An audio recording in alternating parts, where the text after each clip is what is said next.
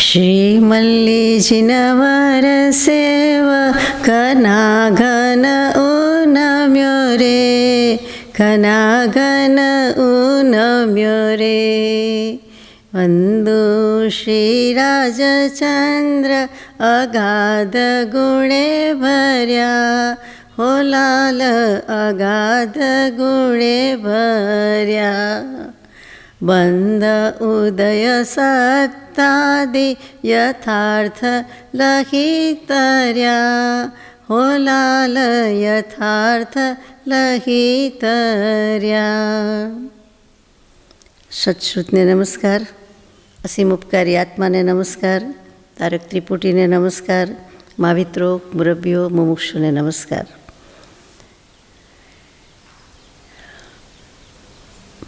સિદ્ધાંતાચાર્ય સિદ્ધાંત ચક્રવર્તી શ્રી નેમિચંદ્રાચાર્ય નમસ્કાર અને ટીકાકારશ્રીને પણ નમસ્કાર. પરમ કૃપાળુ દેવ પ્રણીત વચનામૃતજી ઉપદેશ નોંધ 15 અંતર્ગત શ્રી ગોમટસારજી બીજો અધિકાર અને કર્મકાંડનો બીજો અધિકાર, પહેલો અધિકાર પ્રકૃતિ સમુત્કીર્તન પૂરો કર્યો. હવે આપણે યથાશક્તિ બીજો અધિકાર બંધ ઉદય સત્વનો વિચારવાનો પ્રયત્ન કરીએ. ગાથા નંબર 87.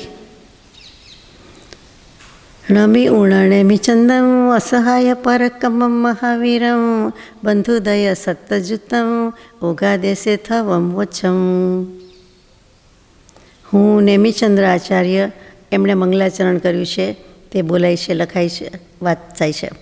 હું નેમિચંદ્રાચાર્ય કર્મરૂપ વેરીને જીતવામાં અસહાય, એટલે કે કોઈ પણ બીજાની સહાયની અપેક્ષા રાખ્યા વિના આત્મા પોતે પોતાનું જ કરી શકે છે. એ રીતે કહે છે કે જેમાં નથી એવા પરાક્રમવાળા તથા મહાવીર સ્વામી અર્થાત વંદને વાલો, જે કોઈ વંદના કરે છે તેને મન વાંછિત ફળ દેવાવાળા, એટલે કે જે એમને ફોલો કરે છે તે એવા શ્રી નેમિનાથ તીર્થંકર રૂપી ચંદ્રમાને નમસ્કાર કરીને ગુણસ્થાન અને માર્ગણા સ્થાનના કર્મોમાં બંધ ઉદય સત્વને બતાવનારા અને જેમાં સર્વાંગ અર્થની વિસ્તારથી અથવા કોઈવાર સંક્ષેપથી કથન કહેવામાં આવે છે તે સ્તવરૂપ ગ્રંથને હું કહીશ.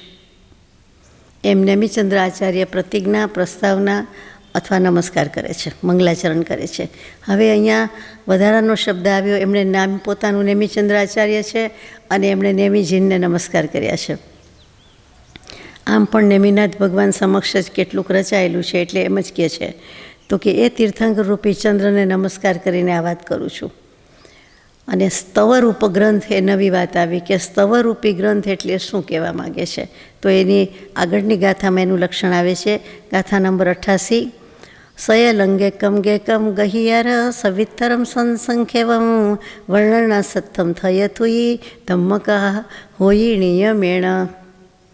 જેમાં સર્વાંગ સંબંધી સર્વાંગ અંગ એટલે કે સંપૂર્ણપણે અને વિસ્તાર સહિત અથવા સંક્ષેપથી પણ સર્વાંગપણે બધી અપેક્ષાથી બધી બાજુથી જેના અર્થ કરવામાં આવ્યા હોય, કોઈવાર વિસ્તારથી કે કોઈવાર ટૂંકમાં, તેને તેવા શાસ્ત્રને સ્તવ કહેવામાં આવે છે. એટલે વર્ણન સંક્ષેપ હોય કે વિસ્તાર હોય એની સાથે મતલબ નથી, પણ એ જે કોઈ વસ્તુ સબ્જેક્ટ લીધો તેનું સર્વાંગી જે કંઈ વર્ણન આવે તે, એટલે કે બધા અંગથી આપણને એમ થાય ને બહુ લાંબુ કર્યું, બહુ ચીકણું કર્યું, હજુ પણ આવે છે. તો એ પ્રશ્નનો જવાબ આવી જાય છે કે આવું આવવાનું છે. ગુણસ્થાન અને માર્ગણા બંને 14 છે, એટલે સામે સામે મૂકી છે, એટલે એનું આવવાનું જ છે. એટલે અત્યારથી કહી દીધું કે આ સ્તવરૂપી ગ્રંથ છે. અચ્છા, બીજા કેવા ગ્રંથ હોય એ પણ આમાં આવી. તો કે જેને સ્તુતિ કહેવામાં આવે છે, સ્તુતિ ગ્રંથ પણ કહેવામાં. તો સ્તુતિ ગ્રંથ કોણે કહેવાય? તો કે એક અંગ કે એક અંશનો જ વિસ્તાર કરવામાં આવે. વિસ્તાર કે સંક્ષેપ એ બહુ અગત્યનું નથી, બેમાંથી ગમે તે શક્યતા હોય, પણ એક અંગનું જ કરવામાં આવે. એટલે એકાંગી આવ્યું, કોઈ એક સબ્જેક્ટ. કર્મ પણ કર્મમાં એક જ વસ્તુ કોઈ આવે. આ તો કર્મનું, બધા કર્મનું અને સર્વાંગે કેવું છે એટલે બધું આવવાનું છે. એટલે તેનું નામ જ છે કર્મકાંડ. આપણે જાણીએ છીએ, સમજી શકીએ. એટલે પહેલો ગયો તે સ્તવ ગ્રંથ જે વર્ણન કર્યું છે નેમિચંદ્રાચાર્ય. બીજો આવ્યો એ સ્તુતિ ગ્રંથ કે જેમાં એક અંગનું જ આવે, અંશે આવે, એકાંતે આવે. હવે ત્રીજો કેવો છે? તો કે ત્રીજો છે તે અંગ તો હોય, શાસ્ત્ર હોય, અંગ હોય, પણ એના એક અધિકારનું જ વર્ણન કરવામાં આવે છે, સંક્ષેપથી કે વિસ્તારથી, અપાર્ટ ફ્રોમ દેટ. તો કે એ વસ્તુને વસ્તુ કહેવામાં આવે છે. એક જ અંગનું વર્ણન હોય, એક અધિકારના એક જ અંગનું કોઈ એક આસ્પેક્ટથી જ વર્ણન હોય તો એને વસ્તુ કહેવામાં આવે છે. આ તો આપણે કરતા જ હોઈએ છીએ.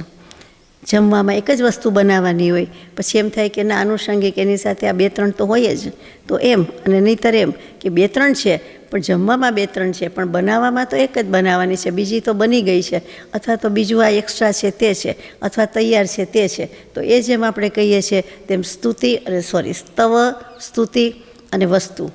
હવે આપણને ખ્યાલ આવે કે પરમ કૃપાળુદેવ જ્યારે પૂજ્ય શ્રી સૌભાગભાઈને કે બીજા કોઈને એમ લખે કે તમે પદાર્થને સમજો, તમે વસ્તુને સમજો, તમે વસ્તુ સ્વરૂપને સમજો, વસ્તુગતે, વસ્તુ સાચી છે કે વસ્તુગતે વિવેક કરો છે કે વસ્તુને વસ્તુગતે જુઓ, એમ સંવનમાં પણ આવે કૃપાળુદેવ કહે ત્યારે સમજાય કે વસ્તુ શું છે.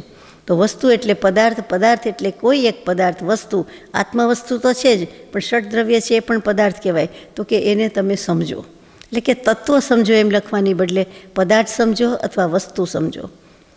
આપણે ઘણીવાર કહીએ કે તમે સમજો, પણ સમજો શું? તો કે વ્યવહારની વાત નથી, તમે પરમાર્થમાં વસ્તુનું સ્વરૂપ સમજો. જૈન દર્શનમાં વસ્તુનું સ્વરૂપ સમજો, વસ્તુ વ્યવસ્થા શું છે એ સમજો. વ્યવસ્થા એટલે ષડદ્રવ્યાત્મક વિશ્વ વ્યવસ્થા, એમાં 6 દ્રવ્ય આવી જાય, 9 તત્વો આવી જાય, 9 પદાર્થ આવી જાય. 9 તત્વનું નામ પણ 9 પદાર્થ છે જ. એટલા માટે પદાર્થને સમજો, એટલે કોઈ એક પદાર્થની વાત કરી હોય તો કે એવા શાસ્ત્રમાં અથવા તો એવી જગ્યાએ એને શું કહેવાય છે? પહેલું સ્તવ કીધું, બીજું સ્તુતિ કીધું, ત્રીજું વસ્તુ. તો કે વસ્તુનું સ્વરૂપ સમજો, ને શાસ્ત્રનું નામ એ વસ્તુ. પૂર્વમાં આવે કે વસ્તુ, વસ્તુ સમાસ પૂર્વ, વસ્તુ, વસ્તુશ્રુત, વસ્તુ સમાસશ્રુત. હવે સમજાય કે બે જુદા શું? કે વસ્તુ કોઈ એક અંશ, વસ્તુ સમાસ તો કે એકથી વધારે. માનો કે એકલી સંવર તત્વની વાત કરી તો વસ્તુશ્રુત કહીએ. પછી વસ્તુ સમાસશ્રુત એટલે વસ્તુ અને એ સિવાયના બીજા કેટલાક જે કોઈ પદાર્થ છે સંવર સિવાયના, આશરો પણ લીધું, નિર્જરા પણ લીધું, જો લીધું હોય તો એ, અને 9 લીધા હોય તો એમ. તો કે સમાસ એટલે ભેગા થઈને બધા સમૂહ, ગ્રુપ, એ સમાસ કહેવાય. સમજાઈ ગયું? સમજાયેલું તો છે જ, આપણે વ્યવહાર આના વિના ચાલતોય નથી, પણ ખબર નથી કે આવું લંબાણથી હોય એને સ્તવ કહેવાય, એનાથી નાનું એ સ્તુતિ, અને એમાંથી એક ચેપ્ટરનો એક વસ્તુનું સ્વરૂપ લીધું હોય તો એને વસ્તુ કહીએ છીએ. એક પદાર્થનું વર્ણન આવે તો વસ્તુ આવે. અને પછી કથા રહી ગઈ ના, તો કે પ્રથમાનુયોગ વગેરેને શાસ્ત્રોને ધર્મકથા કહેવામાં આવે છે, કે એમાં ધર્મ સંબંધી વર્ણન છે, માત્ર સ્ટોરી બુક એમ નહીં.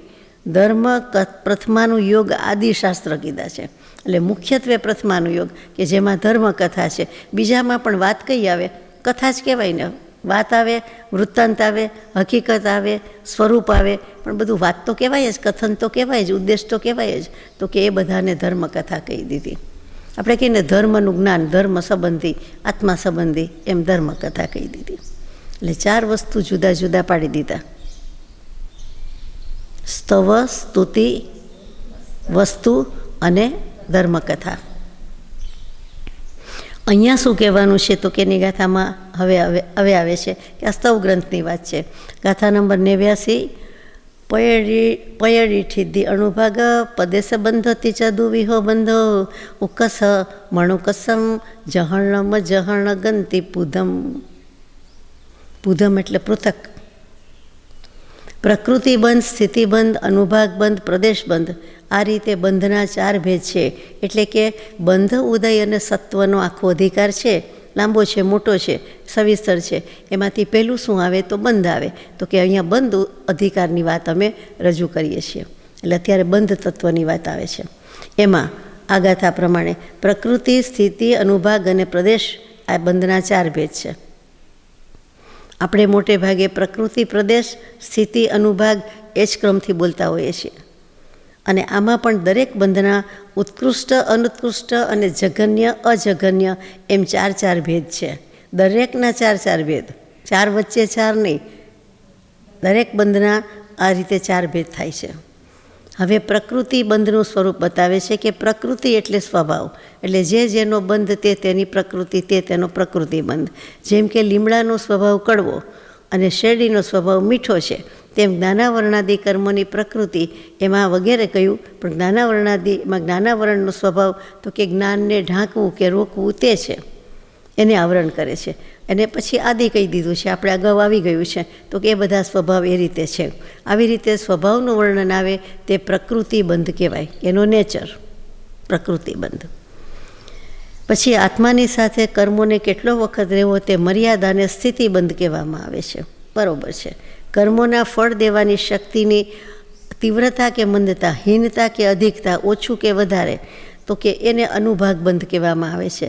રસની તીવ્રતા, રસની ઘનતા, રસની મંદતા અને જે કાંઈ કહો તે, ઓછું અધકું કહીએ તે, ઓછું અધિક કહીએ તે, એ બધું હીનપણું કે અધિકપણું એ અનુભાગ બંધ કહેવાય છે. અને છેલ્લું આમાં છે તે કે બાંધનારા કર્મોની સંખ્યા એને પ્રદેશ કહેવામાં આવે છે. જે કર્મ બંધાયા એની સંખ્યા, એટલે કર્મની સંખ્યા એમ કહેવું એના કરતાં પૂતગલ પરમાણુની સંખ્યા કેટલી, એટલે કે એનું દળ કેટલું, વોલ્યુમ કેટલું કર્મના પ્રદેશમાં, તો કે વેદનીય કર્મ સૌથી વધારે દળ, વોલ્યુમ, પ્રદેશ લઈ જાય છે. કેમ કે શરીરે, કોઈ પણ જીવના શરીરે જાતે વેદવાનું છે, શરીર પર વેદવાનું છે, એટલે કે એક એક રોમ પર વેદવાનું છે, એક એક રૂંવાટી, એક એક રોમરાજી, જે કહો તે, એટલા માટે તેમાં સૌથી વધારે દળ જોઈએ.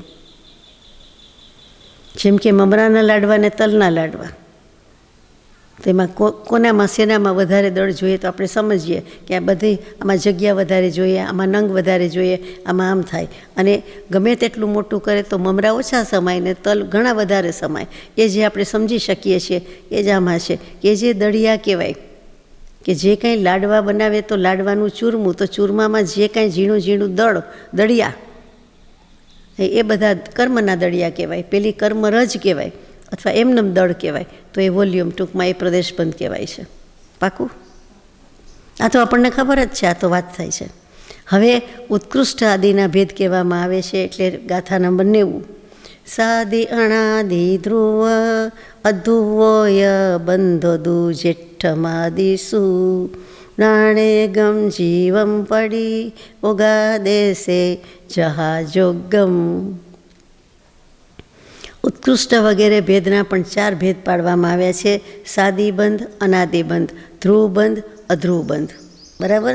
સાદીબંધ કેવી રીતે? સ આદિ, શાદી, લગ્ન, મીંડાવાળો સ નથી, સ આદિ, સગડીનો સ, એટલે આદિ સહિત. તો કે એક વખત તો બંધ બધાનો છે, પણ પછી હવે છૂટી ગયો છે, પછી ભલે ફરીથી બંધાય. એક વખત છૂટી ગયો એટલે કે વ્યવહારમાં આવી ગયો છે, કે એક વખત તો આવી ગયા એમાં, તો કે સાદીબંધ એટલે જે છૂટીને પણ ભલે ફરીથી બંધાય છે તે સાદીબંધ છે, શરૂઆત થઈ એની. અનાદિબંધ તો કે અનાદિકાળથી છે અને હજી છૂટ્યો જ નથી, અનાદિકાળથી છે જ આપણી સાથે, આત્માને કર્મનો વળગાડ બધા સાથે છે. તો સિદ્ધ થાય છે તે કહી શકીએ કે સાદીબંધ એટલે કે સાદી શરૂઆત હતી પણ હવે પતી ગયું એમ. અને કોઈક પડી જાય છે તો કહી શકીએ કે બંધ હતો, ઘણી બધી પ્રકૃતિ છૂટી ગઈ હતી, પામ્યા હતા પણ સમકિત વમી ગયા, અથવા જે કાંઈ હતું એ પામી ગયા હતા, એમાંથી પડી ગયું, છૂટી ગયું. તો હવે પણ એક વખત તો બંધ હતો પણ છૂટી ગયો ને, પણ સાદી શરૂઆત તો થઈ ગઈ હતી ને, એકવાર તો પતી ગયું હતું ને, એકવાર તો ગાંઠ છૂટી ગઈ હતી ને પાછી બંધાઈ ગઈ એમ. એટલે એ સાદીબંધ અને અનાદિબંધ. પછી ધ્રુવબંધ, કે જેનો નિરંતર બંધ થયા જ કરતો હોય. વર્ગણામાં પણ ક્યારેક આગળ જતા આવશે, સ અંતર વર્ગણા અને નિરંતર વર્ગણા. થોડુંક આગળ આવી ગયું છે અને થોડુંક કદાચ વધારે આવશે. તો કે અહીંયા જે કહ્યું છે તે શું? ધ્રુવબંધ એટલે જેનો નિરંતર બંધ થાય. ધ્રુવ એટલે ચોક્કસ, નિશ્ચય, નિયમ, શાશ્વત, એમ હંમેશ માટે હોય તે સ્થિરતા. એટલે એનો નિરંતર બંધ થાય. નિરંતરમાં વાંધો, એક સમય માત્રનો ગેપ ના આવે. હવે આપણને ધ્રુવબંધ જ કહેવાય ને, સમયે બંધાયા કરે એટલે. પછી અધ્રુવ બંધ એટલે કે જે અંતર સહિત બંધ હોય. હવે આત્માનો અનુભવ ચાલતો હોય ત્યારે એને બંધ ન લાગે, એટલી સેકન્ડ કે એટલો સમય કે એટલી મિનિટ, તો એ રીતે એને અંતર કીધું, અંતર સહિત. કેટલોક તો લાગે જ પણ કેટલોક ન લાગે, એટલા માટે એને અબંધ કીધો છે. સમ્યક દૃષ્ટિને અબંધ બંધ કીધો છે, બંધા બંધ કીધો છે. એટલે બાકી નહીં, તો કે અંતર સહિત લાગે એટલે વચ્ચે ગેપ આવે. દર વખતે આ જ બંધાય એવું નથી. જેમ કે આયુષ્ય કર્મ, તો એ તો એક જ વાર બંધાય, તો બીજા બધા બંધાતા હોય ત્યારે એ કર્મનો ગેપ છે, અવકાશ છે, એની જગ્યા ખાલી છે, એ બંધાતું નથી. એવી રીતે આમ 4 ભેદ છે. આ બધા ભેદને એક જીવની અપેક્ષાએ પણ કહેવાય અને ગુણસ્થાન માર્ગણાની રીતે બધાએ ઘટિત કરી લેવું. એટલે આપણા ઉપર આવ્યું કે જ્યારે જે અપ્લાય કરવાનું હોય ત્યારે અપ્લાય કરી દેવું. એમ ગાથા નંબર 91. ઠીદી અણુભાગ પદેસા ગુણપડી વર્ણે સુજસી મુકસાહ તેસી મણુ કસો ચૌવીહો અજણ હેણેવી એમેવ એટલે એમેવ. હવે ગુણસ્થાનથી શરૂઆત થાય છે કે પહેલાં ગુણસ્થાને કેટલું ને 13માએ કેટલું ને 12માએ કેટલું હવે શરૂ થાય છે. મિથ્યા દૃષ્ટિ, સાસ્વાદન એ બંને ગુણસ્થાન. પછી આદિક છે એટલે આગલા બધા, એટલે મિથ્યાત્વ સાસ્વાદનથી આગળના ઉપરના એટલે આગળના ગુણસ્થાનવર્તી જીવોમાં જે કર્મોની સ્થિતિ અનુભાગ પ્રદેશબંધ ઉત્કૃષ્ટ હોય છે તેને ફરીથી જે જીવોના કર્મોની સ્થિતિ અનુભાગ પ્રદેશબંધ પ્રકૃતિબંધ નથી લીધું, હું ભૂલી ગઈ એવું નથી, પણ આમાં નથી લીધું કારણ કે ન હોય તો સ્થિતિ અનુભાગ પ્રદેશબંધ લેવાના તે ઉત્કૃષ્ટ હોય છે તે જ કર્મોનો અનુત્કૃષ્ટ સ્થિતિ અનુભાગ પ્રદેશબંધ એ અને સાદીબંધ એ પહેલાંની જેમ પહેલો ભેદ આવી ગયો એની જેમ 4 પ્રકારે હોય છે. એટલે કે કર્મો જો ઉત્કૃષ્ટ છે અનુત્કૃષ્ટ છે તો એનો બંધ છે એ ઉત્કૃષ્ટ થાય છે, એમ થયું ને. જો બંધ ઉત્કૃષ્ટ છે તો એનો જે બીજું બધું સ્થિતિ અનુભાગ કીધી તે અનુત્કૃષ્ટ છે, એ સમજવા જેવું છે. ફરીથી કહું કે આ પહેલાં બીજા વગેરે ગુણસ્થાનવર્તી જીવોમાં જે કર્મોની સ્થિતિ અનુભાગ પ્રદેશબંધ ઉત્કૃષ્ટ હોય છે તે જીવોના અનુત્કૃષ્ટ સ્થિતિ અનુભાગ અને પ્રદેશબંધ અને સાદીબંધ પણ આદિથી કહેવામાં આવે છે. 4 બંધ છે એટલે સાદીમાં અનાદિમાં કયો આવે તો કે સાદી આવે, અને બીજા બધામાં કયો આવે તો કે અનુત્કૃષ્ટ. ઉત્કૃષ્ટ છે એની સ્થિતિમાં અનુત્કૃષ્ટ આવી. આગળ વાંચીએ એટલે ખ્યાલ આવે. એવી જ રીતે અજઘન્ય પણ 4 પ્રકારનું છે. જે કર્મોની સ્થિતિ અનુભાગ પ્રદેશબંધ ઉપરના ગુણસ્થાનમાં જઘન્ય હોય છે તેના અજઘન્ય બંધ 4 પ્રકારનું હોય છે. એટલે આપણે આટલું જ યાદ રાખવાનું છે કે જેટલા કર્મો હોય એનાથી ઊંધું. કર્મો ઉત્કૃષ્ટ તો અનુત્કૃષ્ટ બંધ, કર્મો જઘન્ય તો અજઘન્ય બંધ. એમાં વળી ન સમજાય એવું શું છે? કાંઈ નહીં. ઓછું તો ઓછું. આ નાનું બોક્સ છે કે નાનું માટલું છે તો વધારે સમય ઓછું સમય, મોટામાં વધારે સમય. આ તો ઊંધું થયું નહીં. હવે એનું લક્ષણ શું છે ધીમે ધીમે સમજાઈ જશે. લક્ષણ એટલે ઉદાહરણ આપે છે કે ઉદાહરણ સમજાય એટલે આપીએ છીએ. હવે આપ કહેશો કે એ સમજાઈ ગયું. ઉપશ્રમ શ્રેણીએ ચડેલો જીવ 10મા ગુણસ્થાને કે આવ્યો, એટલે કે ઉપશ્રમ શ્રેણીએ ચડેલો 11મીએ હોય પણ પછી સૂક્ષ્મ સંપ્રાય 10મું ગુણસ્થાન એટલે નીચે આવ્યો, એટલે પડ્યો આપણી ભાષામાં. હવે ત્યાં ઉચ્ચ ગોત્રનો ઉત્કૃષ્ટ અનુભાગ બંધ કરીને 11મા ગુણસ્થાનવાળો થાય છે. નીચે આવ્યો 10મામાં, ત્યાંથી એ આવો બંધ બાંધીને 11મામાં આગળ જાય છે. પછી ત્યાંથી પાછો 10મામાં આવ્યો એટલે પડવાની તો વાત છે જ. ત્યાં એને અનુત્કૃષ્ટ ઉચ્ચ ગોત્રનો અનુભાગ બંધ કર્યો. હવે એ વખતે અનુત્કૃષ્ટ ઉચ્ચ ગોત્રના અનુભાગને સાદી બંધ કહેવામાં આવે છે કે એક વખત બંધ છૂટી ગયો તો પણ પાછો છે, પણ છૂટી તો ગયો એટલે સાદી બંધ. અનાદિકાળથી છે એમ નથી. હવે પહેલાં બંધનો અભાવ હતો અને પછી ઉત્પત્તિ એટલે સદ્ભાવ થયો, અસ્તિત્વમાં આવ્યો. એટલે સૂક્ષ્મ સંપ્રાયની નીચે રહેવાવાળા જીવોનો એ બંધ અનાદિ છે. એટલે કે એનાથી નીચેના ગુણસ્થાનક છે એ બધાને અનાદિ બંધ છે. સમજાઈ જાય વાત છે કે આ જે ચડ્યો એનો શરૂઆત થઈ ગઈ એટલે એનો સાદી બંધ આવ્યો, પણ બીજા તો નીચે જ છે. હવે એવી રીતે સમજાવે છે કે અભવ્ય જીવોનો બંધ ધ્રુવ છે કે હર હંમેશ માટે એ અભવ્ય જ છે. એટલે અને ઉપશ્રમ શ્રેણીવાળાને અનુત્કૃષ્ટ બંધને છોડીને જે ઉત્કૃષ્ટ બંધ થાય છે તે અધ્રુવ બંધ થાય છે કે ફેરફાર આવી ગયો, જે હતો એ બદલાઈ ગયો. પહેલાં હતું એનાથી ફેરફાર આવ્યો એટલે ધ્રુવ નથી, અધ્રુવ બંધ કહેવાય. આ પ્રકારે અનુત્કૃષ્ટ ઉચ્ચ ગોત્રના અનુભાગ બંધમાં આપણે 4 ભેદ સમજાવ્યા. હવે અજઘન્યના 4 ભેદ કહે છે. જેમ કોઈ મિથ્યા દૃષ્ટિ જીવ 7મી નરકની પૃથ્વીમાં પ્રથમ ઉપશમ સંકિતની સન્મુખ થયો, ફરીથી એક તો મિથ્યાત્વી જીવ છે, 7મી નરક ભૂમિમાં છે, અને ત્યાં એ પ્રથમ ઉપશમ સંકિતમાં આવ્યો, એટલે કે સન્મુખ થયો. પછી ત્યાં પહેલાં ગુણસ્થાનકના અંત સમયમાં એટલે નરકમાં જ જઘન્ય નીચ ગોત્રનો અનુભાગ બંધ કર્યો. છેલ્લા સમયમાં, અંત સમયમાં નીચ ગોત્રનો ફરીથી સમ્યક દૃષ્ટિ થયો. એની પછી ફરીથી મિથ્યાત્વના ઉદયથી મિથ્યા દૃષ્ટિ થયો. એટલે ત્યાં ને ત્યાં નીચ ગોત્રનો અજઘન્ય અનુભાગને એણે બાંધે છે. એટલે તે જગ્યાએ અજઘન્ય નીચ ગોત્રના અનુભાગ બંધને સાદી કહેવાય, એટલે કે શરૂઆત થઈ ગઈ. ભલે પહેલાં મિથ્યાત્વ હતું, પણ એમાંથી એક વખત સમ્યક દર્શન થઈ ગયું, પછી પડ્યો, એટલે સાદી. પાછો મિથ્યા દૃષ્ટિ જીવને દ્વિતીય સમયમાં જે બંધ છે તે અનાદિ છે. અભવ્ય જીવનો બંધ ધ્રુવ છે. અજઘન્યને છોડીને જઘન્યને પ્રાપ્ત થાય ત્યાં એનો બંધ અધ્રુવ થયો. અજઘન્યમાંથી જઘન્યમાં આવ્યો, એટલે ફેરફાર તો આવ્યો જ, એટલે અધ્રુવ થયો, મુવમેન્ટ થઈ ગઈ એમ. અને પછી અજઘન્ય નીચ ગોત્રના અનુભાગ બંધમાં સાદી, અનાદિ, ધ્રુવ, અધ્રુવ આ 4 ભેદ કહેવાય છે. આપણે માત્ર સમજી લેવાનું છે, કોઈને કહેવાનું નથી, કોઈને યાદ કરવાનું નથી. બરાબર છે?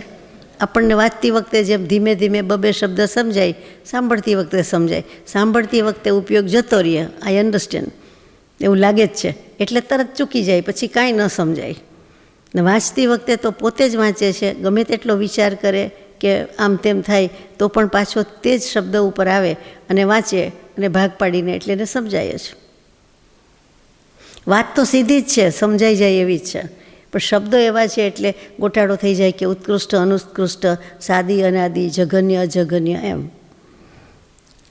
આ પ્રકારે પ્રકૃતિ બંધમાં ઉત્કૃષ્ટ, અનુત્કૃષ્ટ, જઘન્ય, અજઘન્ય બધા ભેદ કયા, પણ પ્રકૃતિ બંધમાં આવા ભેદ નથી. આ મુખ્ય વાત છે. શરૂઆતમાં જ કહી દીધું, સ્થિતિ, અનુભાગ, પ્રદેશ, એટલે ખ્યાલ આવી જાય કે પ્રકૃતિ બંધ કેમ ન લીધો, કારણ કે એમાં નથી. પ્રકૃતિમાં આવું કાંઈ થાય જ નહીં. Nature all it's by nature, nature by itself. એમાં પછી જ્ઞાનાવરણમાં મોહનીય ન જાય ને મોહનીયમાં જ્ઞાનાવરણ ન જાય, એટલે એમાં કાંઈ થાય નહીં. વ્યક્તિ ન બદલાય, એના ગુણદોષ બદલાય, એનો સમય બદલાય, એના સંયોગ બદલાય, એના નિમિત્ત બદલાય. આપણે પણ વ્યક્તિ એની એ હોય, આત્મા એનો એ જ છે. એવી રીતે જો આગળ હવે ગુણસ્થાનમાં પ્રકૃતિ બંધનો નિયમ કહે છે. ગાથા નંબર 92. સમ્યવતીથ બંધો આહાર દુગમ પમાદરહી દેસુ મિશ્રુણે અંશય મિચ્છાદિસુ શેષ બંધો દુ. ચોથા ગુણસ્થાનકથી માંડીને 8મા ગુણસ્થાનકના 6ઠ્ઠા ભાગ સુધીના સમ્યક દૃષ્ટિ. ફરીથી ચોથા ગુણસ્થાનકથી માંડીને એટલે 4, 5, 6, 7 શ્રેણી માંડે છે. 8મું અપૂર્વકરણ શ્રેણી મંડાય છે. ત્યાં 6ઠ્ઠા ભાગ સુધીના જે કોઈ સમ્યક દૃષ્ટિ જીવ છે એ જ માત્ર તીર્થંકર પ્રકૃતિનો બંધ બાંધે છે. તીર્થંકર પ્રકૃતિનો બંધ બાંધે એ જીવ મિથ્યા દૃષ્ટિ તો ન જ હોય, પણ 4થું, 5મું, 6ઠ્ઠું, 7મું કે 8મા ગુણસ્થાનકના 6ઠ્ઠા ભાગ સુધી બાંધી શકે છે. 4થું, 5મું ખ્યાલ હોય, કોઈને 6ઠ્ઠું ખ્યાલ હોય, પણ શ્રેણી માંડતી વખતે 8માના 6ઠ્ઠા ભાગ સુધી બાંધી શકે એ તો આમાં જ આવ્યું. એટલે આ સવિસ્તરને વિગતથી કીધું તે. આહારક શરીર અને આહારક અંગોપાંગ પ્રકૃતિનો બંધ પણ 7મા ગુણસ્થાનકથી માંડીને અપૂર્વકરણના 6ઠ્ઠા ભાગ સુધી જ હોય છે. આહારક શરીર અને આહારક અંગોપાંગ વિચારવાનું છે. આપણે કહીએ ને કે 6ઠ્ઠે ગુણસ્થાનકે કરે, તો 6ઠ્ઠા ગુણસ્થાનકવાળો તો પ્રમત્ત છે, એ નથી કરતા. તો કે 7મા ગુણસ્થાનકથી માંડીને અપૂર્વકરણના એટલે કે શ્રેણી માંડ્યા પછી પણ 6ઠ્ઠા ભાગ સુધી એ કરે છે.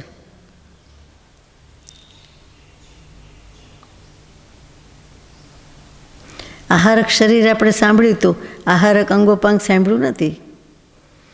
નામકર્મની પ્રકૃતિમાં આવે પણ બોલવા ખાતર બોલી જતા હોય. આહારક શરીરનો જ આપણને કોન્સેપ્ટ માંડ સમજાય કે એક હાથનું પૂતળું. હવે એમાં પાછા અંગોપાંગ એ કરે તો કે મનુષ્ય જેવું જ કરતા હશે ને, એમ અર્થ થયો આમાં. એટલે આહારક અંગોપાંગ નામકર્મ તો જુદું છે જ, આહારક શરીર નામકર્મ છે. એટલા માટે સમજાય છે કે એ બંને પ્રકૃતિનો બંધ 7માથી માંડીને અપૂર્વકરણના 6ઠ્ઠા ભાગ સુધી જ હોય છે. પછી આયુષ્ય કર્મનો બંધ, મિશ્ર ગુણસ્થાનક અને નિવૃત્તિ અપર્યાપ્ત ગુણસ્થાન એટલે કે અવસ્થા સુધી મિશ્ર કાયયોગ છે એ બે સિવાય મિથ્યા દૃષ્ટિથી માંડીને અપ્રમત્ત ગુણસ્થાન સુધી જ હોય છે. ઊંધું લીધું. આયુષ્ય કર્મનો બંધ ક્યારે હોય? તો કે મિથ્યા દૃષ્ટિથી માંડીને અપ્રમત્ત એટલે 7મા ગુણસ્થાન સુધી જ હોય છે. તો ક્યારે હોય? કયા કાઢી નાખ્યા? તો કે મિશ્ર ગુણસ્થાનમાં આયુષ્ય ન બાંધે. કોઈ દિવસ કોઈ જીવ મિશ્ર ગુણસ્થાનકમાં ન મરે. મિશ્ર ગુણસ્થાનકની સ્થિતિ હોય એ દરમિયાન એ ન મરે, એ નિયમ છે. એટલે ત્યાંથી માંડીને નિવૃત્તિ અપર્યાપ્ત અવસ્થા એટલે કે અપર્યાપ્તપણામાં પણ એ ન મરે. નિવૃત્તિ અપર્યાપ્ત અવસ્થા ને પ્રાપ્ત એવો મિશ્ર કાયયોગ એ બેમાં ન મરે. અપર્યાપ્તમાં તો ખબર જ પડી જાય કે મરણ થતું હોય છે, પર્યાપ્ત અને અપર્યાપ્ત. પણ નિવૃત્તિ અપર્યાપ્ત અને એવી અવસ્થા જેની છે તે મિશ્ર કાયયોગ છે, તેમાં કદી ન થાય. એટલે બે સિવાય આટલામાં મરણ હોય છે. અને બાકી બચેલી પ્રકૃતિઓનો બંધ, એમ થાય ને બીજું બધું ક્યાં જાય? મિથ્યા દૃષ્ટિ વગેરે ગુણસ્થાનકમાં પોતપોતાના બંધની વ્યુચ્છિત્તિ સુધી હોય છે. હવે વ્યુચ્છિત્તિ શું? તો કે વિચ્છેદ ઉપરથી વ્યુચ્છેદી. વિચ્છેદ એટલે નાશ થઈ જાય, અને વ્યુચ્છિત્તિ બંધની વ્યુચ્છિત્તિ છે. તો બંધનો નાશ શું કહેવું? તો કે બંધની જે પ્રકૃતિ બંધાતી હોય તે ન બંધાય, એટલે એ એનાથી જુદી પડી જાય. આપણે કહે ને કે આ ખરી ગયું, આ પડી ગયું, આ તૂટી ગયું, એટલે જુદું પડી ગયું, અમારાથી જુદું છે. નાશ એટલે રીતસરનો નાશ તો ક્યાં પ્રકૃતિનો કેવી રીતે થાય? તો કે આ રીતે થાય કે વ્યુચ્છિત્તિ એટલે વિચ્છેદ. આપણી ભાષામાં વિયોગ, વિરહ, વિભક્ત જુદા પડી ગયા. વિચ્છેદ જ કહેવું પડે. વિચ્છેદનો અર્થ નાશ પણ થાય, અને એની સાથે સાથે વિચ્છેદ એટલે કે વચ્ચે વિભાગ આવી ગયો, જુદાઈ આવી ગઈ, જુદા પડી ગયા. વિભક્ત કુટુંબ કહીએ તેમ બધું જ છે, પણ માત્ર જુદા પડી ગયા. તો બંધ વ્યુચ્છિત્તિ એટલે એટલો બંધ ન લાગે, એટલે કે બંધની પ્રકૃતિ છૂટી પડી ગઈ. આપણે કપડાં પહેર્યા છે, શિયાળો છે, સ્વેટર પહેર્યું છે, સ્વેટર કાઢી નાખીએ એટલે સ્વેટરના બંધનો આપણી શરીર સાથે જે બંધન થયું હતું એ વ્યુચ્છિત્તિ થઈ ગઈ, વિચ્છેદ થઈ ગયો. પહેર્યા ત્યાં સુધી આપણી સાથે બંધન બંધાયેલું, અને પછી કાઢી નાખ્યું એટલે જુદું પડી ગયું. પાછા આપણે તો પહેરીએ, આમાં એવું નથી. આ બંધની પ્રકૃતિ ગઈ એટલે ગઈ. ચાલો ધીમે ધીમે આવશે એટલે ખબર પડશે કે કઈ પ્રકૃતિ કયા ગુણસ્થાને કે કેટલી જાય છે. આખું ચેપ્ટર, આખો અધિકાર આ જ છે, એટલે આપણે સ્પષ્ટતા કરવી જ પડશે. નહીંતર એકેય શબ્દ સાંભળવાનું ગમશે નહીં. આપને તો ગમે એવું છે, સવાલ નથી એટલે તો આપણે આ શાસ્ત્ર સ્વાધ્યાય કરીએ છીએ. પણ આ તો વાત છે સામાન્ય રીતે કે જો સેજ લિંક તૂટી ગઈ કે સેજ રસ ઓછો થઈ ગયો તો એ ન સમજાય. હવે તીર્થંકર પ્રકૃતિના બંધના વિશેષ નિયમ છે એ પણ બતાવી દઈએ. એટલે ગાથા નંબર 93. પઢમુવ સમીયે સમ્મે શેષતિયે અવીર દાદી ચત્તારી તીર્થયર બંધ પારંભયા નરા કેવલી દુગંતે. પ્રથમ ઉપશમ સંકિતમાં અથવા બાકીના 3, પ્રથમ દ્વિતીય ઉપશમ, ક્ષયોપશમ કે ક્ષાયિક સંકિત, એ અવસ્થામાં એટલે કે હોય ત્યારે જુઓ, પ્રથમ સંકિતે લીધું અને અથવા લીધું. પ્રથમ હોય તોય ચાલે અને બાકીના 3 હોય તોય ચાલે. તો એકસાથે ચારેયનું લખાય પણ ના. પ્રથમ ઉપશમ, દ્વિતીય ઉપશમ, ક્ષયોપશમ અને ક્ષાયિક, આ 4 આવ્યા. એમાં અસંયત એટલે અવિરત સમ્યક દૃષ્ટિ ચોથાથી માંડીને અપ્રમત્ત એટલે 7મા ગુણસ્થાનક સુધીના આ 4 ગુણસ્થાનના મનુષ્ય જ કેવલી અથવા શુદ્ધ કેવલીની સમીપે તીર્થંકર પ્રકૃતિના બંધનો આરંભ કરે છે. શરૂઆત, મંડાણ, મુહૂર્ત ત્યાં થાય છે. સમ્યક દર્શન તો હોવું જ જોઈએ. 4થી 7મા સુધીની દશા હોય, અને પછી ઉપશમ હોય તોય ચાલે, દ્વિતીય ઉપશમ હોય તોય ચાલે, ક્ષયોપશમય ચાલે અને ક્ષાયિકેય ચાલે. આમાં અગત્યનું ક્ષયોપશમ સંકિતમાં પણ જીવ તીર્થંકર પ્રકૃતિનો બંધ બાંધી શકે છે. એ અગત્યનું કહેવાય કે મિનિમમ રિક્વાયરમેન્ટમાં જે કયો તે ક્ષયોપશમ સંકિત હોવું જ જોઈએ. અને કોણ બીજું હોવું જોઈએ સામે નિમિત્ત? તો કે કેવડી ભગવાન સર્વજ્ઞ જાણકાર લખ્યું છે કે કેવડી જેટલા ઉત્કૃષ્ટ પરિણામ બીજા કોઈ આત્માના હોઈ શકે નહીં, એટલે કેવલ જ્ઞાની જ હોવા જોઈએ.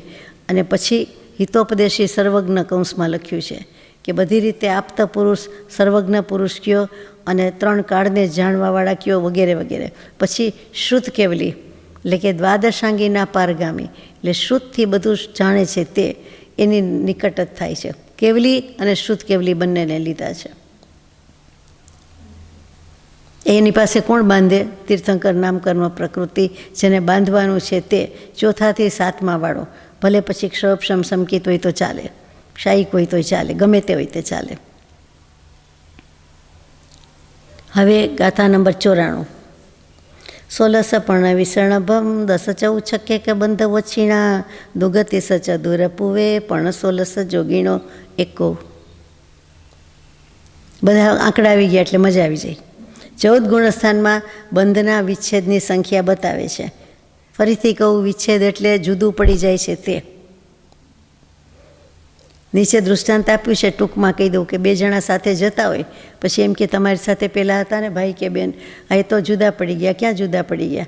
તો કે એ તો ત્યાં વચ્ચે સ્ટેશન આવ્યું ને ઉતરી ગયા, રોકાઈ ગયા. એટલે અથવા વચ્ચે ક્યાંય સ્ટેશન કર્યું, રોકાઈ ગયા, મારી સાથે અત્યારે નથી. એટલે કાંઈ મરી ગયા? ના. એનો નાશ થયો? ના.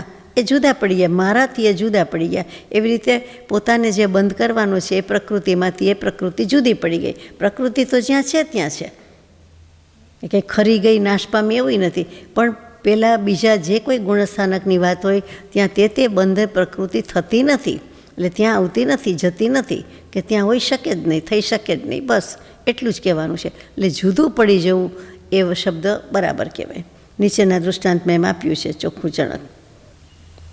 ચાલો, છતાં સમજવાનું છે વધારે કે મિથ્યા દૃષ્ટિ એટલે પહેલું ગુણસ્થાનકના અંત સમયમાં. આ બધું અંતે જ થાય. પહેલાં ગુણસ્થાનક બંધાયું, એમાં રહ્યા કેટલા બધા વર્ષો, ત્યાં સુધી કાંઈ નહીં.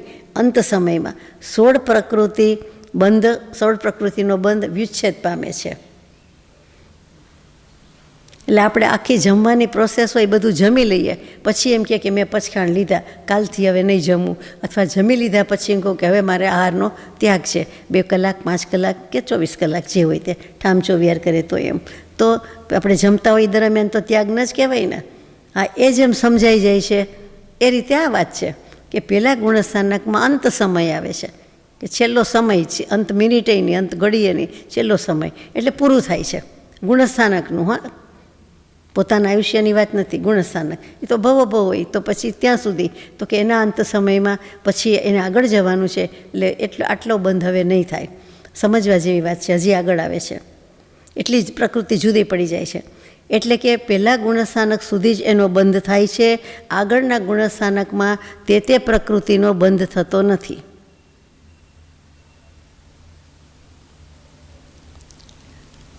જેટલી પ્રકૃતિ ગઈ એટલે પહેલું ગુણસ્થાનક તો પૂરું થયું, એનો સમય પૂરો થયો. પછી હવે પ્રકૃતિ બંધ ન થાય એટલે આ જમવા જેવું જ, કે મેં જમી લીધું છે એમાં કાંઈ ફેરફાર નહીં થાય. જમી જ લીધું એ તો અન્ન પેટમાં ગયું જ છે.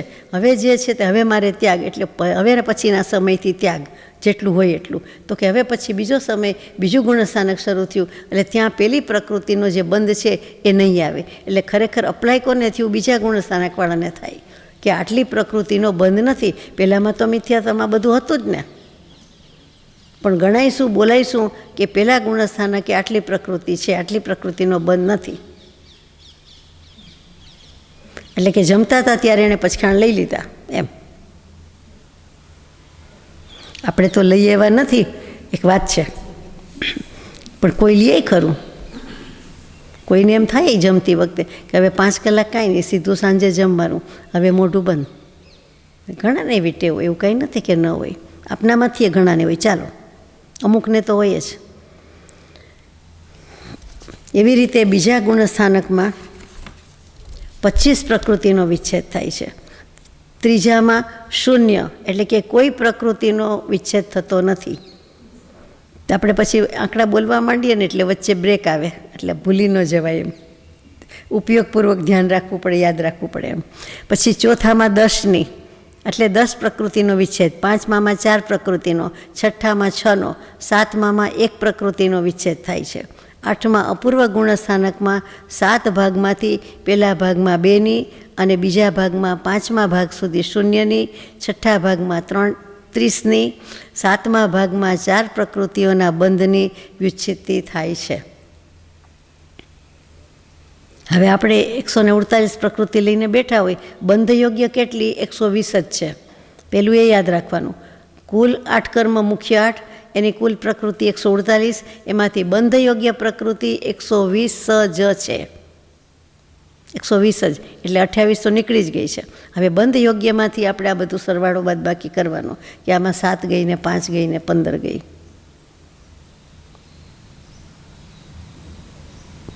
નવમા ગુણસ્થાનકમાં 5ની, 10માં 16ની, 11માં 12માં 0 અને 13મા ગુણસ્થાનમાં 1 પ્રકૃતિનો બંધ વિચ્છેદ થાય છે. અને 14મા ગુણસ્થાનકમાં બંધ પણ નથી અને વિચ્છેદતી પણ નથી. ક્યાં? કારણ કે બંધનું કારણ, નિમિત્ત કારણ જે યોગ છે તેનો અભાવ છે. અયોગી કેવલી, અયોગી ગુણસ્થાનક.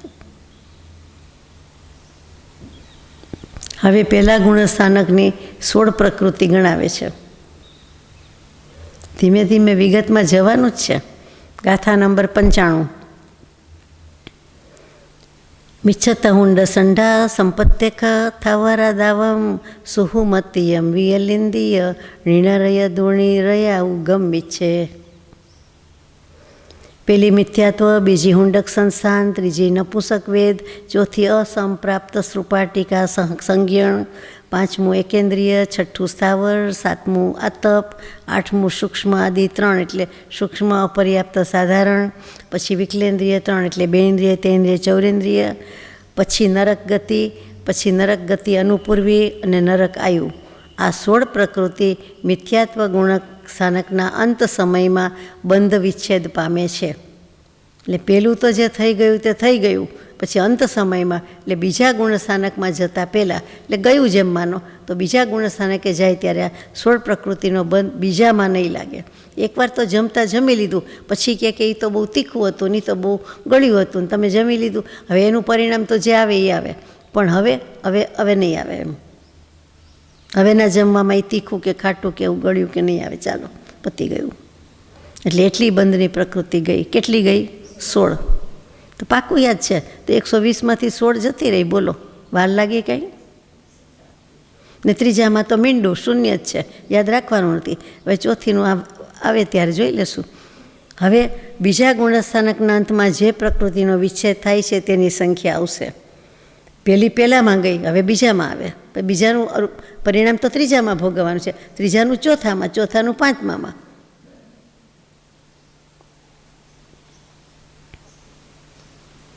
એ સમજાયું નથી. જમવાનું સ્થૂળ દૃષ્ટાંત આપ્યું છે તો પણ નથી સમજાતું, એવું થાય. કારણ કે આપણે પહેલી જ વાર વાંચીએ, સાંભળીએ છીએ. ચાલો, ગાથા નંબર 96. બીદીય ગુણે અણથીણ તીદૂત ભગતિ સંઠાણ સહંદી ચકચૌકમ દુગ્ગમણી થીણી ચમ તેરીય દુગ્ગુજો વત્તિરિયવું. બીજા શાસ્વાદન ગુણસ્થાનકના અંત સમયમાં 4 અનંતાનુબંધી ક્રોધ, એટલે અનંતાનુબંધી 4 ક્રોધમાન માયાલોપ, 1 સ્ત્યાન ગૃદ્ધિ, પેલી નિદ્રા આવી તે થીનદ્ધિ, પછી નિદ્રા એટલે બીજી 1 નિદ્રા, પછી પ્રચલા ત્રીજી એટલે કે 3 નિદ્રા, પછી દુર્ભગ, દુસ્વર, અનાદેય આ 3, પછી નગ્રોધ આદિ 4 સંસ્થાન, પછી વજ્ર નારાજ આદિ 4 સંજ્ઞણ, પછી અપ્રશસ્ત વિહાય ગતિ, સ્ત્રીવેદ, નીચ ગોત્ર, તિર્યંચ ગતિ, તિર્યગ અનુપૂર્વી અને ઉદ્યોત અને તિર્યંચ આયુ. આ 25 પ્રકૃતિનો વિચ્છેદ થાય છે. બીજા ગુણસ્થાનકના અંતમાં આ 25 જાય છે. પહેલામાં 16 ગઈ, બીજામાં 25, ત્રીજામાં 0 લખ્યું જ છે. ત્રીજામાં કોઈ પ્રકૃતિની વિચ્છેદી થતી નથી. ગાથા નંબર 97. હવે ચોથા 5માની વાત આવે. અયદે બીદીય કસાયા વજ્જમોરા લમણુદ મણુ વા ઉ દેશે તદીય કસાયા નિયમેણીય બંધ વચ્ચીણા. ચોથા ગુણસ્થાનકમાં અપ્રત્યાખ્યાનાવરણ 4 કષાય, ક્રોધમાન માયાલોપ, વજ્ર ઋષભ નારાજ સંજ્ઞાણ, ઔદારિક શરીર, ઔદારિક અંગોપાંગ, મનુષ્ય ગતિ અનુપૂર્વી, મનુષ્ય આયુ. આ 10 પ્રકૃતિના બંધ વિચ્છેદ થાય છે ચોથા ગુણસ્થાનકમાં. ને 5મા ગુણસ્થાનકમાં પ્રત્યાખ્યાનાવરણ, ક્રોધ વગેરે કશાય એની નિયમથી બંધ વિચ્છેદી થાય છે. એવા કર્મ બાંધતા નથી, એમ બંધ લાગતો નથી. પ્રત્યાખ્યાન લઈ શકે છે, એટલે અપ્રત્યાખ્યાન આવરણ ક્યાં લાગુ પડે? ભલે ને આપણે થોડાક લેતા હોય, કોક વાર લેતા હોય, પણ કાંઈક તો કરી શકીએ છીએ. મોટાભાગના જીવો તો કાંઈ એવું કરી શકતા નથી. એટલા માટે આપણને પહેલાં સમજતા એવું લાગે કે આ કેવી રીતે હોય, પણ હવે સમજાઈ જાય ને કે આપણે તો થોડા ઘણા વ્રત નિયમવાળા કહેવાઈએ જ. એટલે આપણે અપ્રત્યાખ્યાન આવરણમાં આવીએ ના આવીએ ને, ચોથામાં ભલે ન આવ્યા હોય પણ પાંચમાની વાત કરીએ એવું છે. તો ચોથા ગુણસ્થાનકમાં પછી આ વાત આવી ગઈ બધી. આ 10 પ્રકૃતિ બંધ વિચ્છેદ થાય છે, અને પાંચમામાં બીજા 4 કશાય એ પણ વધારાના થયા, એ બંધ વિચ્છેદ થાય છે. એટલે 10 + 14 4 નીકળી ગયા, 14 નીકળી ગયા એમ. એટલે પહેલાં બધા માઇનસ કરતા જવાનું, અને પછી જેટલા બાકી રહે એમાંથી આ બધા માઇનસ કરતા જવાનું, એટલે આપણને પાકું થઈ જાય. પછી છઠ્ઠા સાતમા ગુણસ્થાનકની વાત છે. છઠ્ઠે અથિરમ અસુહમ અસાદમ અજસમ ચ દિસોગમ ચ અપમત્ય દે અવુણી ઠવણમ ચેવ અતિથિ. છઠ્ઠા ગુણસ્થાનકના અંતિમ સમયમાં અસ્થિર નામકર્મ, અશુભ નામકર્મ, અશાતાવેદનીય, અયશકીર્તિ નામકર્મ, અરતિ, શોક, આ 6 પ્રકૃતિનો બંધથી બિછુડના હોતા હે, બંધ વિચ્છેદ થાય છે. બિછુડના હિન્દીમાં એ કદાચ શબ્દ યાદ રહી જાય, વિચ્છેદ વ્યુચ્છિતિ એટલે બિછુડના, બિછડી જવું, જુદા પડી જવું. અને સાતમા અપ્રમસ્ત ગુણસ્થાનકમાં એક દેવાયુ પ્રકૃતિનો જ વિચ્છેદ થાય છે. એનો અર્થ શું થયો કે સાતમા ગુણસ્થાનકમાં દેવના આયુનો બંધ ન થાય, એટલે કે દેવ આયુષ્ય ન બાંધે, એમાં ન જાય. સાતિશય અપ્રમત્તને બંધ હોતો નથી, એટલે એની વિચ્છેદી પણ હોતી નથી. અને શ્રેણી ચડવાને સન્મુખ નથી, તે એને સ્વસ્થાન અપ્રમત્તમાં, એટલે કે એ પોતે ત્યાં જ રહે છે, અપ્રમત્ત સ્વસ્થાન, શ્રેણી ચડતા નથી, તો કે ત્યાં ને ત્યાં એની વિચ્છેદ થાય છે. 8માં હવે શ્લોક આવે છે, ગાથા નંબર 99. મરણુણમ હિ ણિયટ્ટી પડમે ણિદાત હેવ પયલાય છઠ્ઠે ભાગે તિથમ ણિમીણમ સગમણ પંચિંદી. 8મા અપૂર્વ ગુણસ્થાનકના 7 ભાગમાંથી પહેલા, છઠ્ઠા અને 7મા ભાગમાં જ બંધની વિચ્છિતિ થાય છે. જુઓ, ગુણસ્થાનકના પણ જે ભાગ પડતા હોય દશાના, એ સ્ટેજમાં પહેલા, છઠ્ઠા અને 7મા જ થાય છે. એટલે 2, 3, 4, 5માં ન થાય. આ કેવા બધા નિયમ છે! એટલે ભગવાને એક એક પરિણામ, એક એક જીવ કે એક એક દશાને બધું જોયું હોય ત્યારે કહી શકે ને કે આવું આવું થાય છે. અને કોઈ પણ જીવ બાકાત નથી 14 રાજલોકમાંથી, કે કોઈ કયું ગુણસ્થાનક ક્યાં ચડતું હોય, એના પહેલી મિનિટે શું ને કેટલામાં ગુણસ્થાનકના અંત સમયમાં શું ને કઈ કઈ પ્રકૃતિ ગઈ ને કઈ કઈ ન જાય ને કયા ભાગમાં જાય, કઈ મિનિટે, પછી આપણે કઈ સેકન્ડે આમ થયું. આ સેકન્ડની બદલે આ તો સમયનો હિસાબ છે. જેને થતું હોય એને તો ખબર ન હોય કે આ પહેલો ભાગ છે, છઠ્ઠો ભાગ છે કાંઈ. એની સાથે બીજી ગાથા પણ હતી, એ સાથે લઈ લઈએ. 99 પછી 100 સાથે જ છે. તેજ દુહાર દુસમ ચૌસુરવર્ણા ગુરુ ચૌક તસણ વયમ ચર મેહસમ ચર દિભયમ જુગુચ્છાય બંધ ઓછીણા. જે આપણે કહ્યું તે કે 8માના ગુણસ્થાનકમાં પહેલા, છઠ્ઠા, 7મા ભાગમાં જ બંધની વિચ્છિતિ થાય છે.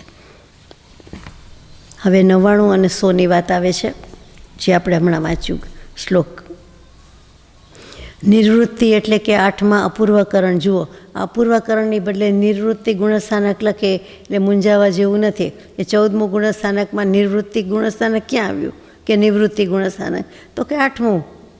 9મું અનિવૃત્તિ છે, તો 8મું નિવૃત્તિ ગુણસ્થાન, એનું બીજું નામ. તો કે નિવૃત્તિ અથવા તો 8મું અપૂર્વકરણમાં મરણ અવસ્થા રહિત પ્રથમ ભાગમાં નિદ્રા અને પ્રચલા એ 2 પ્રકૃતિનો વિચ્છેદ થાય છે. છઠ્ઠા ભાગમાં અંત સમયમાં તીર્થંકર પ્રકૃતિ, નિર્માણ, પ્રશસ્ત વિહાય ગતિ, પંચેન્દ્રિય જાતિ, તેજસ, કાર્મણ, આહારક શરીર આહારક અંગોપાંગ, સમચતુરસ્ર સંસ્થાન, દેવગતિ, દેવગતિ અનુપૂર્વી, વૈકરી એક શરીર, વૈકરી એક અંગોપાંગ, પછી અગુરુ લઘુ, ઉપઘાત, પરઘાત, ઉચ્છ્વાસ, ત્રસ વગેરે 9 પ્રકૃતિ. આ 30 પ્રકૃતિનો વિચ્છેદ થાય છે અને અંતના 7મા ભાગમાં હાસ્યરતિ, ભય, જુગુપ્સા એ 4 પ્રકૃતિનો વિચ્છેદ થાય છે. પાકું?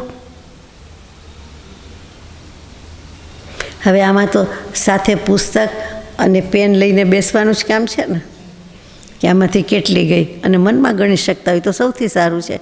તો એકલું પુસ્તક એટલે ખ્યાલ આવી જાય, અને 120 પ્રકૃતિના નામને અર્થ ખબર હોય એટલે સહેલું પડી જાય, એકદમ સહેલું કે હા આ પ્રકૃતિ નથી. આ તો યાદ કરવું પડે, ઉપઘાત શું કીધું, પરઘાત શું કીધું, નિર્માણ શું કહ્યું. બરાબર. ગાથા નંબર 101. પુરી સમચદુ સંજલણમ કમ્મેણ અણિયટ્ટી પંચભાગેસુ પઢમમ વિગમ દંસણ ચૌ જસ ઉચ્ચમ ચ સુહુ મંતે.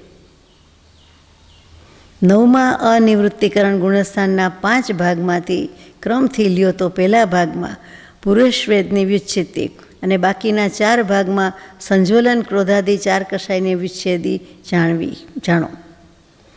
10મા સૂક્ષ્મ સંપ્રાયમાં અને એના અંત સમયમાં જ્ઞાનાવરણ એટલે કે મતિ જ્ઞાનાવરણ 5 આવી જ લીધા છે.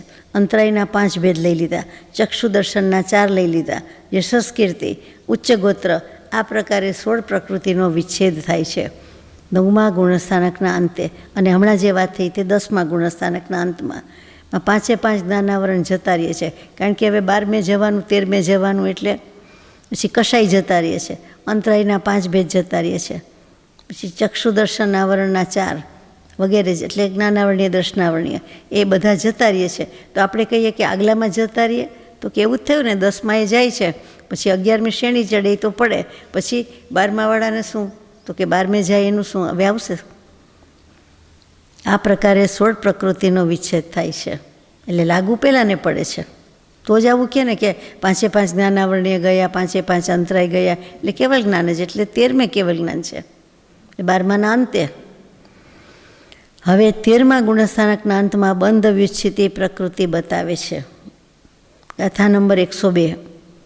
ઉવસિંત ખીણ મોહે જોગીમ હિય સમયીય ઠિદ્ધિ સાદમ નાયવોપયડીણમ બંધ સંતો અનંતોય.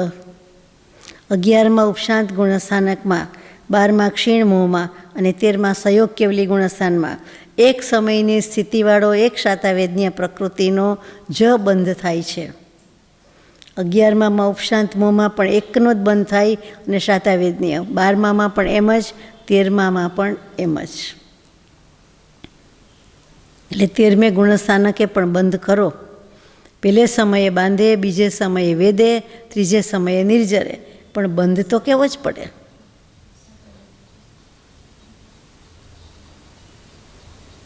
ચૌદમામાં બંધનું કારણ યોગનો અભાવ હોવાથી બંધ પણ નથી અને વિચ્છિતિ પણ નથી. આ પ્રકારે તમે અંતમાં વિચ્છિતિ જાણવી. હવે અત્યાર સુધી બંધની વાત આવી, હવે અબંધની વાત કેવી છે કે ચ શબ્દ આવ્યો છે એટલે અબંધ પણ છે, તો એનો ઉલ્લેખ કર્યો છે, તો એનું સ્વરૂપ પણ આપણે લઈ લઈએ. ગાથા નંબર 103. 17 ગસયમ ચૌ 77 સગઠ્ઠી તેવઠ્ઠી બંધાણ વઠવણા 22 17 સેકો દે. શેકો ઘે વસે ઓઘ આવે, ધ નહીં ઘ. મિથ્યા દૃષ્ટિ વગેરે ગુણસ્થાનકમાં, એટલે કે પહેલેથી લીધું છે 117, 101, 74, 77, 67, 59, 58, 22, 17, 1, 1, 1 એ પ્રકારે આપણે પ્રકૃતિનો બંધ ગણાવ્યો.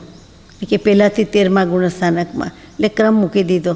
આપણે સરવાળો ન કરવો પડે, બાદબાકી ન કરવી પડે, એટલે મૂકી દીધી. પહેલે ગુણસ્થાનકે 3 ગઈ એટલે 117, પછી 101, પછી 74, પછી 77, પછી 67, પછી 33, પછી 59, પછી 58, પછી 22, પછી 17, પછી 1 અને 1. આ તો યાદ રહી જ જાય એવું તો. પછી આ પ્રકૃતિનો બંધ 13મા ગુણસ્થાનક સુધી, 14માં બંધ નથી. તો ભાવાર્થ એમ છે કે બંધ યોગ્ય 120 પ્રકૃતિ કઈ છે, એમાં 3 પ્રકૃતિનો બંધ ન થવાથી 117 કહી, અને બીજા ગુણસ્થાનકમાં પણ આ પ્રમાણે સંખ્યા નીકળે છે. અહીંયા એને સરવાળો બાદબાકી આપી દીધા છે. એટલું જ છે આ ગાથા. આપણા માટે કરવું ન પડે એટલે 103 નંબરની ગાથા લખી, પણ ગાથાનો અર્થ સમજવો પડે. તો એના કરતાં તો આપણને સરવાળા બાદબાકી સહેલા પડે. ત્યાર પછી અબંધ પ્રકૃતિની વાત આવે છે કે કઈ કઈ અબંધ થઈ ગુણસ્થાનમાં. 104 નંબર, ગાથા નંબર 104. તિય ઉણવી સમછત્તિય તાલમ તે વર્ણ સત્તવર્ણમ ચ ઈગીદુગ સઠ્ઠી બિરહીય સયતિય ઉણ વિસ સહિય વિસ સંયમ. મિથ્યા દૃષ્ટિ વગેરે 14 ગુણસ્થાનકમાંથી ક્રમથી 3, 19, 46, 43, 53, 57, 61, 62 સિવાયની 98 અને 3 સહિત 103, 119 એમ 11, 12, 13 અને 14માં 120 પ્રકૃતિ એ અબંધ છે. એટલે પહેલાં બંધ યોગ્ય કીધી એટલે આટલી માઇનસ કરો, પછી આપણે એમ કહીએ કે અબંધ કેટલી, એટલે આટલી ગણો કે 3 ગઈ, 5 ગઈ, 17 ગઈ, ગણિતની વાત છે. એમાં એમણે ગાથા લખી. બોલો. પહેલા ગુણસ્થાનકમાં તીર્થંકર, આહારક શરીર, આહારક અંગોપાંગ એ 3નો બંધ 92મી ગાથામાં કહ્યું તેમ નિયમથી નથી હોતો. એવી જ રીતે બીજા ગુણસ્થાનકમાં જે કંઈ વિચ્છિતી પ્રકૃતિ છે એમાં પહેલાં અબંધ પ્રકૃતિ જોડવાથી ઉપર લખેલી સંખ્યા નીકળી જાય છે. સમજાઈ ગયું. આપણે સરવાળા બાદબાકી કરતા આવડે છે કે 3 પ્રકૃતિ અબંધ છે. પહેલાં કે બંધ યોગ્ય, તો કે એમાં બંધ નથી લાગતો એટલે એનો અર્થ જ અબંધ.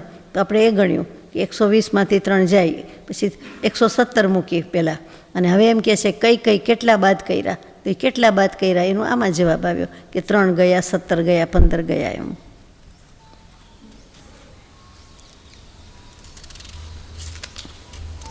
હવે આ પ્રમાણે કર્યા પછી નરક ગતિમાં કેવી રીતે હોય છે તેનું વર્ણન આવે છે. 14 ગુણસ્થાનકની વાત આવી ગઈ, 14 માર્ગણાની કરવાની છે એટલે ગતિ આવે, પહેલું જ ગતિ આવે એટલે હવે 4 ગતિ લેશે. 4 ગતિમાં કેટલું, પછી જાતિ લેશે, 5 જાતિ એકેન્દ્રિયથી પંચેન્દ્રિય, પછી શરીર લેશે, 5 શરીરમાં કેટલું, અંગોપાંગ લેશે એટલે અંગોપાંગ તો આમાં નહીં આવે, પણ ગતિ જાતિ માર્ગણા જે છે તે એ પ્રમાણે બધું આવશે. એટલે આપણને પહેલા ભાગમાં જે આવી ગયું 14 ગુણસ્થાન 14 માર્ગણા એ તો આપણને મોઢે હોય તો જ કામ આવે. કોની વાત થઈ છે એ શું ખબર પડે? બધાને 5, 10, 14 ભાઈ બહેનના નામ યાદ રહીએ તો આ ન યાદ રહીએ? તરત ખબર પડે કોની વાત થાય છે. ચાલો, એટલા ભાઈ બહેન ન હોય તો કંઈ નહીં, સગા સ્નેહીમાં કેટલી ખબર પડે છે. આ ભાઈ કે આ સગા એટલે તરત જ એની વાત. બધું કમ્પ્યુટરાઇઝડ હોય છે, આખું મગજમાં ચિતાર ખડો થઈ જાય. તો એ બધું ખડું થઈ જાય તો એ બધાને કાઢી નાખીએ આપણે, અબંધ કરી નાખીએ તો આપણું આ બધું જાય કે નહીં અંદર? જગ્યા ખાલી થાય એટલે એની જગ્યાએ આ બધું રહે ને યાદ. સહેલો રસ્તો છે આપણે બંધ અબંધની જેમ જ. ગાથા નંબર 105. ઓઘેવા આદેશે ણારય મિચ્છમ હિ ચારી વોચ્છીણા ઉવરીમ 12 સુરચૌ સુરા ઉ આહાર યમબંધા. માર્ગણામાંથી વિચ્છિતિ એટલે વિચ્છેદ વગેરે 3 અવસ્થાને ગુણસ્થાન જેવી જાણવી. પણ વિશેષ વાત એ છે કે નરક ગતિમાં મિથ્યાત્વ ગુણસ્થાનકના અંતમાં મિથ્યાત્વ આદિ 4 પ્રકૃતિની વિચ્છેદ થઈ જાય છે. વિશેષ વાત એ છે કે નરક ગતિમાં પણ પહેલું ગુણસ્થાનક છે તેના અંતમાં મિથ્યાત્વ વગેરે 4 પ્રકૃતિનો વિચ્છેદ થઈ જાય છે. એ કેવી રીતે? 16માંથી શરૂઆતની 4 પ્રકૃતિ વિના બાકીની એકેન્દ્રિય વગેરે 12, દેવગતિ અનુપૂર્વી, વૈક્રિયક શરીર, વૈક્રિયક અંગોપાંગ, દેવાયુ, આહારક શરીર, આહારક અંગોપાંગ, આ 19 પ્રકૃતિ અબંધ છે. એટલે કે નરક ગતિમાં મિથ્યાત્વ ગુણસ્થાનમાં 19 પ્રકૃતિઓનો બંધ નથી. એટલે 120 પ્રકૃતિમાંથી 101 પ્રકૃતિ જ બંધયોગ્ય રહે છે. 19 બાદ કરીએ તો એક જ રહે ને. ગાથા નંબર 106.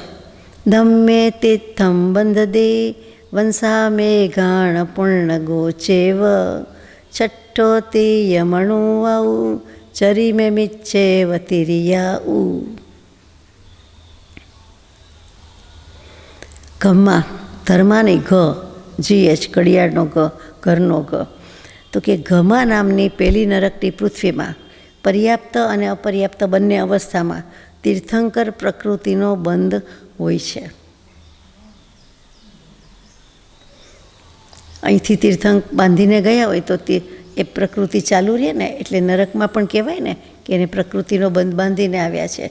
શ્રેણિક રાજા કે શ્રી કૃષ્ણ પરમાત્મા કહીએ તો પ્રકૃતિનો બંધ તો એમની સાથે છે. એટલા માટે કે ઘમ્મા નામની પહેલી નરકની પૃથ્વીમાં પર્યાપ્ત અપર્યાપ્ત બંને અવસ્થામાં તીર્થંકર પ્રકૃતિનો બંધ હોય છે.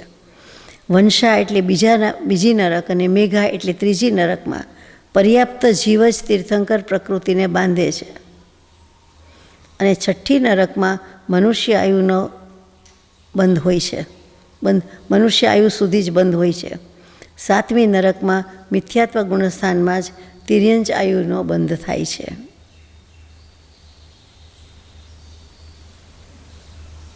એટલે નરકમાં ન બાંધે તીર્થંકર નામકર્મની પ્રકૃતિ, એમાં ન બાંધી શકે ન બાંધે. જ્યાંથી ગયા તે ભવે લઈને ગયા હોય તો જ હોય ને, ત્યાં કેવી રીતે બાંધે?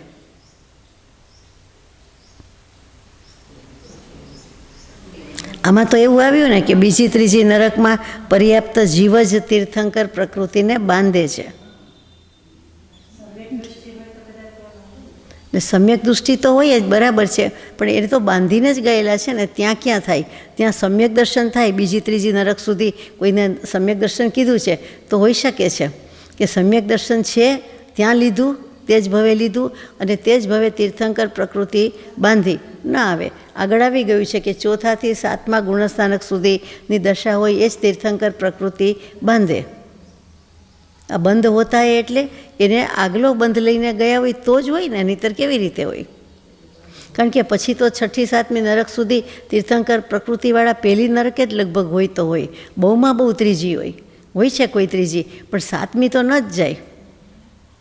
શ્રી કૃષ્ણજીમાં ન કહ્યું કે સાતમી નરક જેવા બાંધ્યા હતા, પણ આ નમસ્કાર કર્યા એટલા ઉત્કૃષ્ટ ભાવથી નેમિનાથ ભગવાને એમાં દળિયા કપાઈને સાતમી નરકમાંથી ત્રીજી નરકના થઈ ગયા. અને ત્યાં પછી હોઈ શકે છે તીર્થંકર નામકર્મ તો બાંધી જ દીધેલું છે, પણ પહેલાં બાંધી દીધેલું છે. અને નવું કોઈ બાંધે તો પણ એમ માનવાનો અર્થ થયો, પણ નવું બાંધી શકે નહીં, કારણ કે પહેલાંમાં આવ્યું હતું કે ચોથાથી સાતમા ગુણસ્થાનકે બાંધે. અગેઇન એ મનુષ્ય ભવની વાત હતી અને આ નરકની છે. નરકમાં પણ સમ્યક દર્શન હોઈ શકે છે, તો સમ્યક દૃષ્ટિ થઈ જાય પછી તો શું ફેર પડે છે? નરક હોય કે મનુષ્ય હોય, ગતિ ગમે તે હોય, તો પછી નારક હોય એ જીવ હોય પણ સમ્યક દૃષ્ટિ થઈ ગયા એટલે બાંધી શકે. એ પણ આ ગાથા ઉપરથી બેસે છે અને બીજી ત્રીજી સુધી જ બેસે છે. પહેલીમાં માત્ર પર્યાપ્ત અપર્યાપ્ત બંને હોય તો બાંધે છે અને બીજી ત્રીજીમાં એકલું પર્યાપ્ત હોય તો બાંધે છે, એટલો ફેર પડ્યો. પહેલીમાં બંનેમાં છૂટ આપી, પર્યાપ્ત અને અપર્યાપ્ત અવસ્થા બંનેમાં.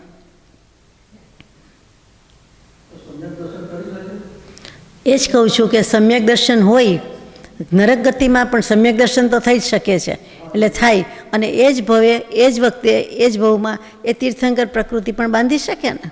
ચોથે તો આવી જ ગયો સમ્યક દર્શન એટલે મિનિમમ નરક, એટલે તો પછી ચોથે હોય તો બાંધી શકે. 4 થી 7 કહ્યું છે એટલે બાંધી શકે તો બરાબર છે. કારણ કે પર્યાપ્ત અને અપર્યાપ્ત બંને અવસ્થામાં કીધું છે, એટલે એમાં પર્યાપ્ત અપર્યાપ્તમાં આગલી ભવનો લઈને જાય તો કામ આવે, એને લાગુ પડે છે. કે વિગ્રહ ગતિમાં આવ્યો ને વચ્ચેનો સમય આવ્યો ને પાછો, એટલે ત્યારે એની સાથે હોય ને, એટલે અપર્યાપ્ત અવસ્થા ગણી હોય. ચાલો હવે આપણે અહીંયા બંધ રાખીએ છીએ, પૂરું કરીએ છીએ. આગલું બધું આવતીકાલે લઈશું. સહજાત્મ સ્વરૂપ પરમ ગુરુ.